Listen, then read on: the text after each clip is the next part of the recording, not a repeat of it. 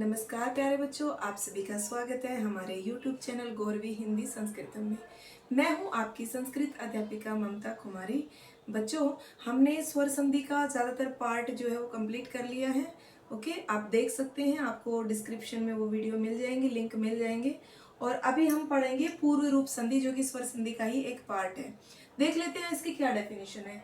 एंग पदांत दति, यानी कि जिसमें पद के अंत में, पदांत मतलब पद के अंत में, यानी कि शब्द के अंत में, अर्थात पदांत ए अथवा ओ के बाद हर स्वर अ आने पर अ को पूर्व रूप, अ का पूर्व रूप ये है, ये आधा अ है। ओके, अवग्रह भी कहलाता है ये, और आधा अ जो ये वाला अ है ना, इसका पूर्व रूप है ये हो जाता है। जैसे अब ये एग्जाम्पल समझेंगे, उससे पहले मैं समझा दूं। कुछ बच्चों का कहना ये है कि मैम अयादी संधि में भी तो ऐसा ही होता है कि मतलब ए, ये ना देखो बच्चों, ये ए और ओ के बाद, यानी पद के अंत में ए और ओ के बाद अगर अ आए या कोई हस्वर आता है तो वो आय कहलाता है। जैसे मान लीजिए ये अयादी संधि हमने कल परसों ही पढ़ा था कि ए को आय हो जाता है, ए मतलब ये वाला ए को आय हो जाता है, आई को आय हो जाता है, ओ को अव और औ को आ हो जाता है। बच्चों, उसमें ये फिक्स नहीं रहता है कि ए के बाद अ ही आना चाहिए, कुछ भी आ सकता है। जैसे मुने प्लस ए, मुनिये। हाँ, पौ प्लस उक, पाउक।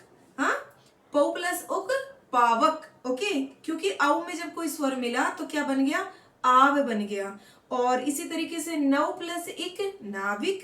गई प्लस इका, गायिका। लेकिन उसमें देखो ई ही नहीं है कि भाई प्लस के बाद ई ही आना है, जबकि ये वाली संधि है ना, इसमें प्लस के बाद अ आना कंपलसरी है। अ आएगा तो ही ये होगा, अदरवाइज नहीं होगा। और अ के साथ एक शर्त ये भी है कि इससे पहले ओ होना चाहिए या तो ए होना चाहिए, तब ही वो ऐसा बनेगा, ये वाला अ बनेगा, आधा अ। ओके, प्रभो प्लस अत्र, प्रभो अत्र। वृक्षे प्लस अपि, वृक्षे अपि। ग्रामे प्लस अपि, ग्रामे अपि। क्योंकि ए आया है उसके बाद अ है। बेटा अगर यहाँ पे ऊ होता या कुछ और होता तो हम आए ही करते। ओके, जो कि आई की मात्रा लगी है, दो मात्रा होती तो आय कर देते हम। ठीक है, रामो प्लस आवदत, तो रामो आवदत ही बोलेंगे हम, लेकिन वो जो है ना वो आधा हो जाएगा। ओके, समझ में आया। प्रसन्नो प्लस अस्मि, प्रसन्नो अस्मि। वने प्लस अस्मिन, वने अस्मिन। इसी तरीके से ये यहाँ पे आता है, देखिए, ते प्लस अपि, ते अपि। क्योंकि ये ये अ कंपलसरी है, आप समझ जाएंगे जो जब ए या ओ के बाद में और अ मिलेगा तो आप समझ जाएंगे। ठीक है बेटा, चलो इसके बाद हम पढ़ेंगे अभी व्यंजन संधि। कई बच्चों का कहना है कि मैम ये हल संधि जो है, ये हल संधि को, व्यंजन संधि को ही हल संधि क्यों कहते हैं। आइए देख लेते हैं। ठीक है बेटा, हमने पूर्व रूप संधि पढ़ा और अयादी संधि भी कंप्लीट हो गया है, स्वर संधि पूरा कंप्लीट हो गया है। अब हम व्यंजन संधि पढ़ेंगे। उससे पहले मैं एक बार फिर से रिपीट कर देती हूँ कि हमने अयादी संधि में हमने बेटा पढ़ा था कि अगर ए और आई के बाद, ए के बाद कोई स्वर आता है भिन्न स्वर, तो फिर वो आय हो जाता है। आई के बाद अगर भिन्न स्वर आता है तो आय हो जाता है।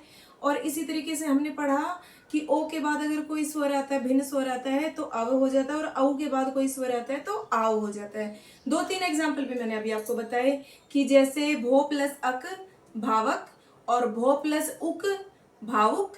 और अगर इसी तरीके से मैंने जैसे पो प्लस अक, पावक, और पो प्लस उक, पाउक। ओके, यानी कि वो उसी स्वर की आवाज आएगी जो प्लस के बाद स्वर दिया गया। ठीक है, अभी हम आते हैं व्यंजन संधि पे। देखो, जब जब पूर्व पद व्यंजनांत हो, व्यंजनांत मतलब है कि जब पहला पद जो है उसके अंत में व्यंजन आए, यानी कि हलंत आना चाहिए। जब हलंत आएगा तो ही वो व्यंजन संधि कहलाएगी। ठीक है बेटा, देख लेते हैं। व्यंजनांत हो और उत्तर पद का पहला वह व्यंजन या स्वर में से कोई भी हो, यानी कि प्लस के बाद जो स्वर, प्लस के बाद जो शब्द है उसका पहला वर्ण व्यंजन भी हो सकता है और स्वर भी हो सकता है। ठीक है, तो जब उन दोनों का मेल होगा, प्लस करेंगे हम, ज्वाइंट करेंगे उनको, संधि करेंगे उनकी, तो उन क्या मिलेगा फिर हमें, जो विकार उत्पन्न होगा। विकार का मतलब होता है जो परिवर्तन होगा, जो चेंजेस होंगे, वो व्यंजन संधि कहलाएगा। ओके, व्यंजन संधि के भेद कितने होते हैं चिल्ड्रन? व्यंजन संधि के 6 भेद होते हैं वैसे तो, लेकिन सबसे पहला भेद जो है वो क्या है, पर स्वर्ण संधि, पर स्वर्ण संधि। यदि पदांत अनुस्वार के पांचों वर्गों में से किसी वर्ग का कोई भी व्यंजन वर्ण हो, यानी पद के अंत में क्या हो, देखो यदि पद के अंत में अनुस्वार के पांचों वर्गों में से किसी वर्ण का व्यंजन वर्ण हो, अनुस्वार उसी के वर्ग का पांचवें वर्ण में परिवर्तन हो जाता है। एग्जाम्पल के थ्रू समझते हैं हम कि कैसे चेंज हो जाता है। ठीक है, आइए देखते हैं पर स्वर्ण संधि क्या होता है। पर स्वर्ण संधि जो मैंने बताया अभी को हम पढ़ रहे हैं, क्या, पर स्वर्ण, स्वर्ण जैसे करता, त से पहले र आता ना, इसी तरीके से हम यहाँ पे र लगाएंगे। ओके, पर स्वर्ण संधि। ठीक है, तो इसके एग्जांपल्स हम देख लेते हैं। कम प्लस टकः कंटकः, क्यों आएगा कंटकः बेटा, देख लीजिए। कम प्लस टकः कंटकः, यानी ये जो ट दिया ना, इसके एंड वाला वर्ड हम लेंगे। ओके, जो ये ट वर्ग है, ये है देखो ट वर्ग, ट ठ ड ढ ण, तो इसके जो अंत में क्या आया ना, तो वो हम लेंगे। लेकिन हमने आधा क्यों लिया, क्योंकि यहाँ पे भी तो हलंत है ना, तो हमें आधा चाहिए, क्योंकि ये जो मैं है ना, ये भी आधा है। ओके, तो मैं आधा है तो हमें ना भी आधा ही लेंगे हम, तो ना लिया हमने, तो हमने ये लिख दिया कंटक। ट चेंज नहीं होगा, सिर्फ ये चेंज होगा और इसकी जगह पे इसका आएगा। लेकिन ये कब संभव है, कब ऐसा पॉसिबल है, जब जो ये इस साइड में आ रहे हैं ना, ये एंड वाला वर्ड होना चाहिए।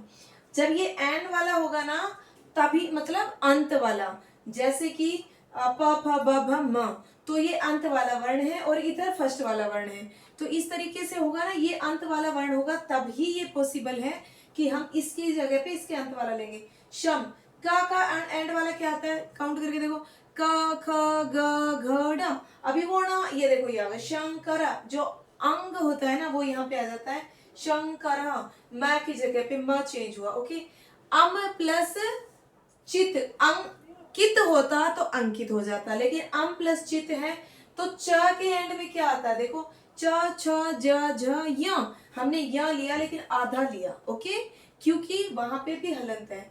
सम प्लस जातम, पेपर में आता ही आता है, 9th एंड 10th के एग्जाम में तो ये मोस्टली आता है बेटा। ऐसा एक इनमें से एक आता ही आता है जिसमें ये वाला हमें प्लस करना पड़ता है, या तो ये आएगा, आपको ये ऐसे करके देना पड़ेगा, विच्छेद करके देना पड़ेगा। मान लीजिए ये आया लास्ट 2 years से, तो ये आ रहा था कि सम प्लस जातम, यानी सम के साथ कुछ रहेगा, जैसे सम प्लस चरणम, संचरणम, तो ये जो है ना, ये अगर ये आया तो आपको ऐसे करके देना है, यानी इसकी जगह पे मैं ऐड करना है हलंत वाला। अगर ऐसा आए तो आपको ऐसा लिखना है। ओके, तो गम प्लस गा, तो गम प्लस गा, तो ग के एंड वाला वर्ड हमें लेना है।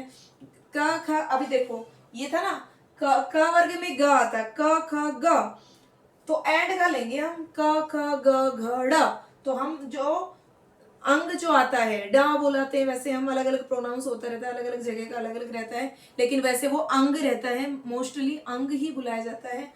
तो जो अंग रहता है ना, वो हम यहाँ पे लिखेंगे, तो हो जाए गंगा। कम प्लस ठ, कंठ, क्योंकि ट ठ ड ढ ण, तो न हमने लिया और कंठ हो गया। ये अलम प्लस करोती, तो क का एंड वाला लिया हमने, तो ये हो गया जैसे क ख ग घ ङ, तो अलंग करोती, क इसकी जगह पे, ल की जगह पे, ये तो पूरा ही इन्होंने ले लिया।